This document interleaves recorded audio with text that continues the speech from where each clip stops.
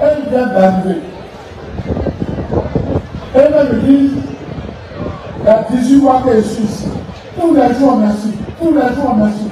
Tous les jours, merci. Regardez celui-là, c'est un imbécile à Tibanga. Bon, est-ce que quelqu'un qui s'assoit à la télévision nationale, il est assis devant la télévision nationale, il parle au monde entier, le monde entier le coup, à travers la télévision et les réseaux sociaux, et puis il dit qu'un de ses compatriotes est un imbécile. Il dit le mot imbécile à un de ses compatriotes. Est-ce que lui a eu mérite d'être là? Est-ce qu'il mérite d'être le pas? Lui a été président. Il a accepté que quelqu'un comme ça président. Maintenant, il ne peut pas être président de quartier. Il ne peut pas être président de quartier.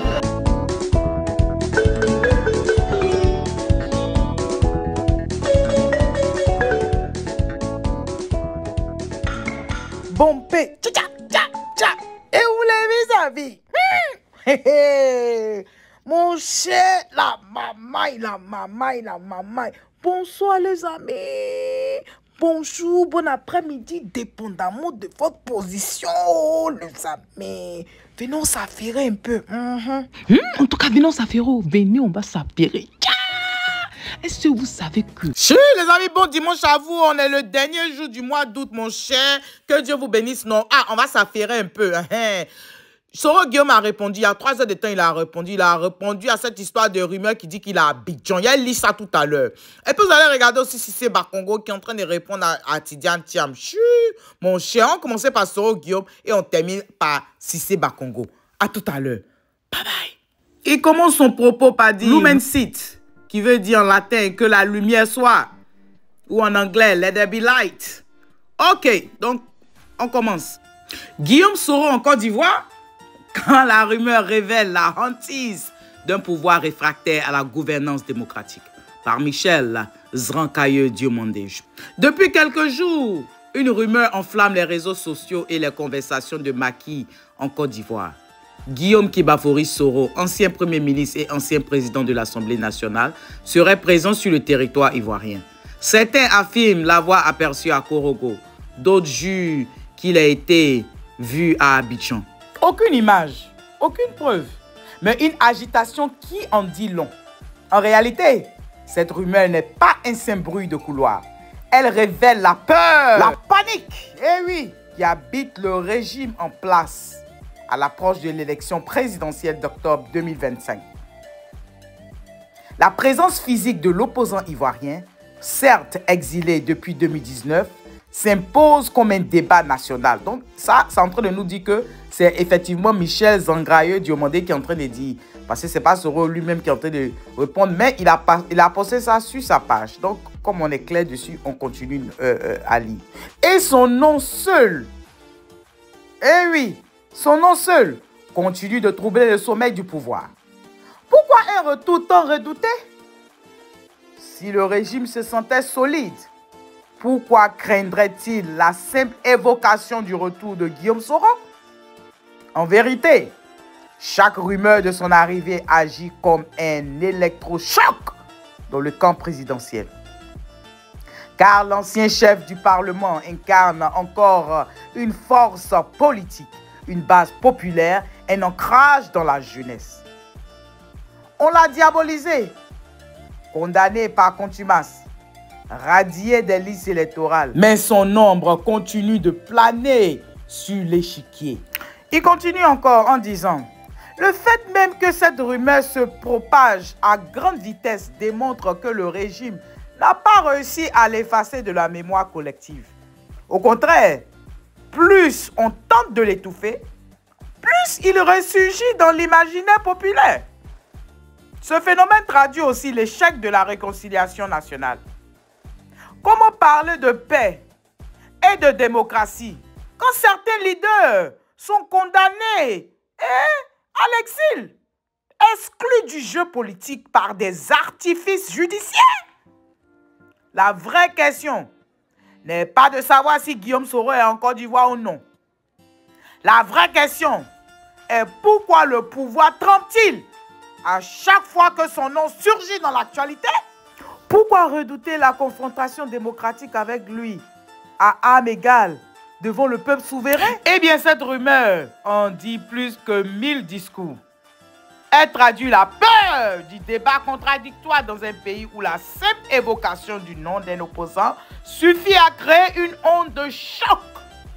Elle rappelle aussi que Guillaume Soro, qu'on le veuille ou non, reste une donnée incontournable du paysage politique ivoirien. Le pouvoir ferait donc mieux de se préparer à répondre aux aspirations du peuple. Ça veut dire justice, démocratie, alternance. Ça, ce sont juste des exemples. Plutôt que de s'affoler devant des rumeurs. Car l'histoire nous enseigne une chose. La rumeur passe, mais la vérité finit toujours par s'imposer à nos hantises. C'est fini, oh. Il a fini des lits. On termine par Cissé Bakongo. Et on les a vus, on les a vus. Et donc, je finirai par ceux-là. Elle vient d'arriver. Et on les a vus, on les a vus. Et donc, je finirai par ceux-là. Elle vient d'arriver. Et me disent, il y a 18 mois que je suis ici. Tous les jours, merci. Tous les jours, merci. Tous les jours, merci. Regardez celui-là, c'est un imbécile à Tubanga. Bon, est-ce que quelqu'un qui s'assoit à la télévision nationale, il a assis devant la télévision nationale, il parle au monde entier, le monde entier le coup, à travers la télévision et les réseaux sociaux, et puis il dit qu'un de ses compatriotes est un imbécile. Il dit le mot imbécile à un de ses compatriotes. Est-ce que lui a eu mérite d'être là? Est-ce qu'il mérite de faire le débat? Lui a été président. Il a accepté que quelqu'un comme ça président. Mais non, il ne peut pas être président de quartier. Il ne peut pas être président de quartier. Il ne peut pas être président de quartier. Est-ce que lui, il sait ce qu'Alassane Ouattara a souffert ici? Est-ce que lui, il sait ce qu'Alassane Ouattara a subi ici? Est-ce qu'il sait ça? Ce qu'Alassane Ouattara a subi. Depuis 1994 jusqu'à 2010, 2011. Plus c'est ce qu'Alassane Ouattara a subi. On a allé déterrer le corps de la maman d'Alassane Ouattara au cimetière de l'IRD. On a allé déterrer le corps de sa maman. Est-ce que ce n'est pas le juge suprême? Est-ce que ce n'est pas le juge suprême? Est-ce qu'on peut insulter quelqu'un plus que ça? Il n'a pas de cardio et puis tu viens. Il n'a pas de cardio et puis tu viens te placer devant lui. Il fait encore à quelqu'un. Il fait encore à quelqu'un. Il fait encore un autre. Et tu dis, parce que quelqu'un, un journaliste dit que tu ne payes pas tes impôts. Est-ce que ça c'est injure? On dit que tu ne payes pas tes impôts.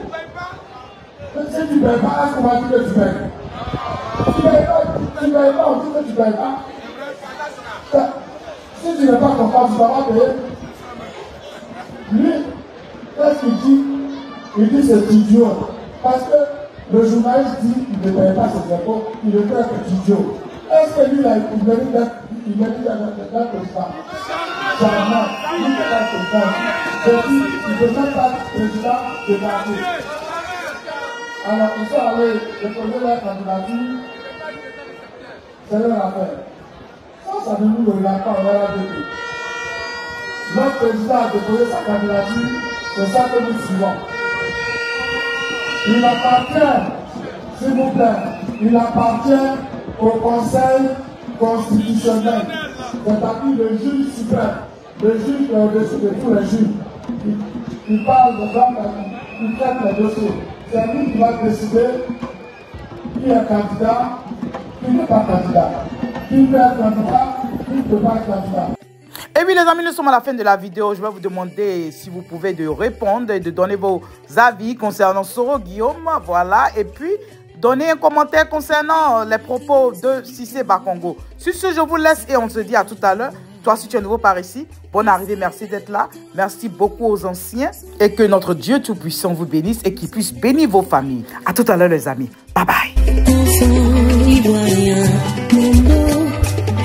Oléléa, mambo, oléléa, mambo, oléléa, enfant ivoirien.